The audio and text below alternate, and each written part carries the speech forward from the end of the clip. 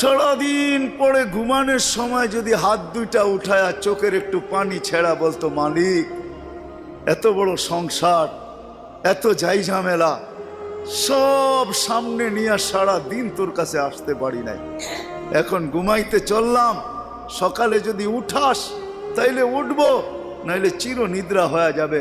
কেননা ঘুম তো মৃত্যুই, ঘুম তো মারা যাওয়াই, নাইলে ঘুমের থেকে ওঠার দোয়া এটা কেন হবে? আলহামদুলিল্লাহিল্লাযী আহইয়ানা বাদা মা আমাতানা ওয়া ইলাইহিন নুশুর। ঘুম যদি মৃত্যু মরা না হইতো, মৃত্যু বরণ করা না হইতো, তাহলে এই দোয়া ঘুমের থেকে উঠার হতো তো হইতো কেন? অন্য দোয়া হইতো, আরো তো কত দোয়া হইতে পারতো। বোঝা গেল আমি মৃত্যুর থেকে ফিরে আসছি, মরে গেছিলাম ঘুমের ভিতরে। আমার জাতি যদি শোয়ার আগে হাত দুইটা উঠায় তওবা করে শুইত,